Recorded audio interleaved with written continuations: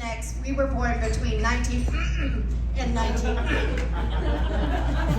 And so I am too old to be a Becky, and I'm way too nice and way too woke to be a Karen. Yeah. We are right between the millennials and the boomers. Yep.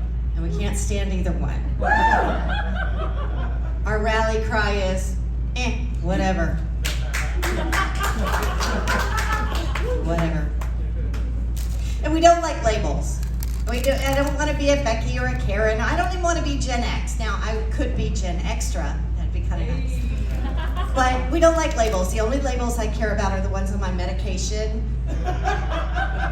or the vodka you use to make my Cosmo. I actually heard today that the higher your sexual appetite, the younger you look. I'm 70.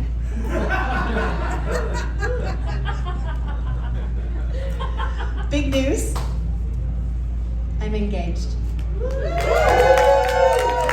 getting married in 34 days. Yeah. I know at my age, because I don't know.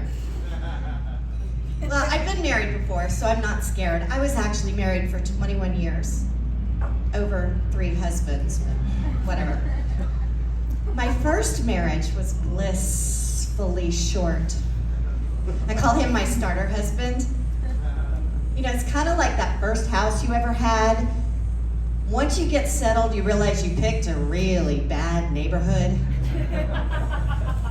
And I'm gonna need a 3-2 ranch, not an apartment.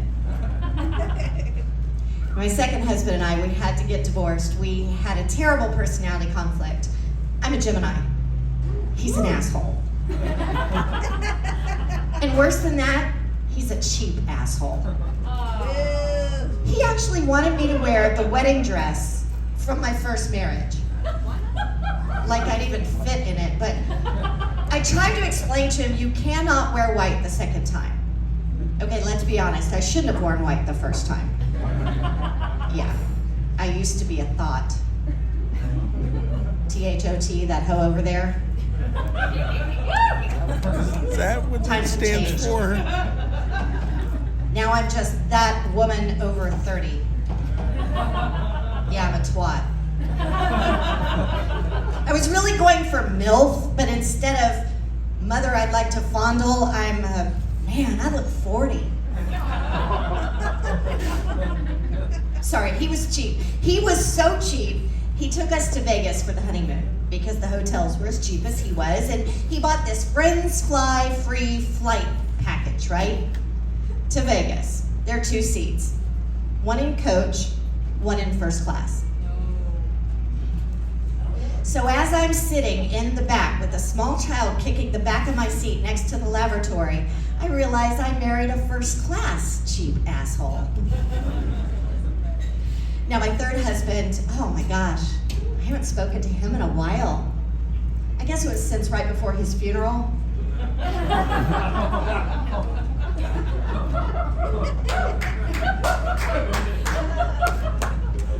I lost him 3 years ago. Well, I hate that phrase, he's not lost. I know exactly where he is and who he's with. He's in a jar, on the mantle, mixed in with the family dog. Too soon? It's okay, the dog had a great life. I really miss him, the way he'd wag his tail. Okay, the dog, not the husband. And how he begged to be fed. Okay, that was the husband.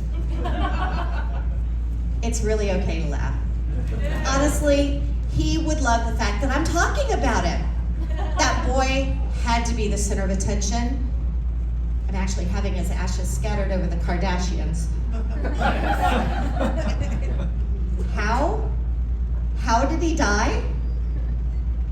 I didn't do it on purpose. Word of warning, you should never combine your spouse's heart condition with really naughty lingerie and thigh-high stiletto boots.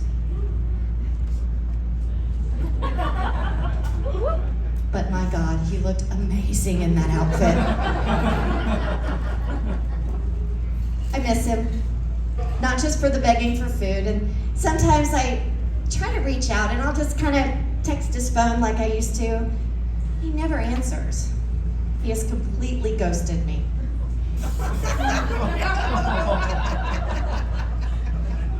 And dating as a widow compared to being divorced is completely different. I mean, for starters, we are so much more chill. I don't care if you don't text me back or call me the next day. I am just happy you're still breathing. It's okay to laugh. It really is. I was actually kind of looking for friends with benefits, but to me, that means life insurance and a living will. Oh my goodness, but all the dating is over. I am getting married. And remember what I said about sexual appetite? He's right there. He's actually 85. You want to know how I hooked him? It's the second date, and he asked me, like every date inevitably did, how my late husband passed away. I told him I get blowjobs to die for. I'm Martha Louise. And I'm super excited to introduce your next fantastic comedian. Her name is Sam, and she is Sam Narudi. There she comes.